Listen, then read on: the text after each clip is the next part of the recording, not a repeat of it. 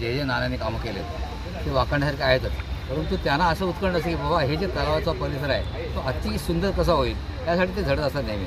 आणि कुठलीही गोष्ट त्यांना सांगा की बाबा नाना हे चुकलं, हे झालं, हे असं करावं, ते करावं, तर आवडतो कॉन्टॅक्ट करून ते सगळं सांगतात बाबा हे चल, हे असं राहिलं, हे उद्याच्या उद्या येते आणि करून टाक. आणि ही जी की त्यांची जी परंपरा आहे ती त्यांनी अशीच पुढे चालू ठेवावी.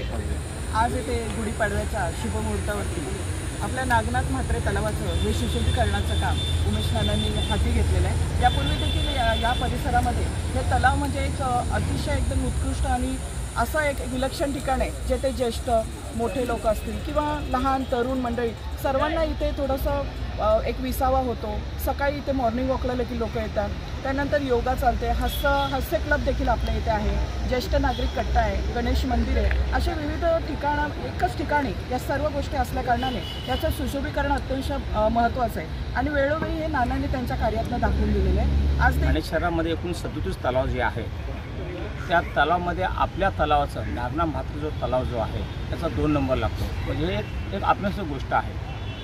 हा खाली तलाव नाही तर आपण गणेश मंदिर आहे असा दिलासा या भागातील जनतेला आपण बघता. या ठिकाणी अंगारकी संकष्टीनंतर अनेक भक्तजन या भागातून पाचशीनगर, खारेगाव, कळवा अशा भागात अनेक लोक असतात. इथं बौद्धविहार आहे, त्याच्यानंतर माऊली ज्येष्ठ कट्टा आहे, हास्य क्लब आहे, गुड मॉर्निंगचा ग्रुप, असा अनेक ग्रुप आहेत. या भागाच्या कामासंदर्भात आपल्याला सांगू इच्छितो की दादांनी जे कार्य केलेलं आहे, दादांनी हे तलाव एक डबकं होतं त्याचं रूपांतर तलाव केलेलं आहे. आता आपण जे काम करणार तलावाचं अनेक कामं प्रलंबित राहिलेली, अनेक वर्षे लढा दिलेले आहे. आपण बघता आज आम्ही मागे जी नगरसेवक असतो तरी आज 4 वर्ष झालेले आहेत. आम्ही त्याच पद्धतीने काम करतो. राज्याचे उपमुख्यमंत्री आदरणीय शिंदेसाहेब असतील, मान्य खासदार साहेब या भागात ज्येष्ठ दादा पाटील यांच्या नेतृत्व काम करतो. आज दोन्ही प्रायोजकदार आहेत या भागाने, याचं आपण काम करणार आहोत.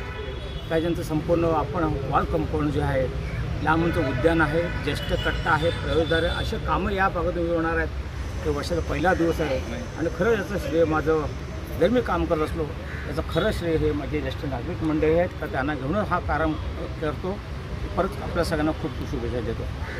आणि आज योग एक असा आहे की जो कार्यक्रम मी आज घेतलेला आहे, रचनाईचा वाढदिवस आहे आणि सुनबाई आणि मिसलंग पण आपण काहीतरी कार्यक्रम घेतले पाहिजे. हा कार्यक्रम 5 तारखेला येणार होतो पण दिवस आनंद नवीन वर्ष स्वागत यात्रेचं आहे आणि रचनासुद्धा मी खूप शुभेच्छा देईल.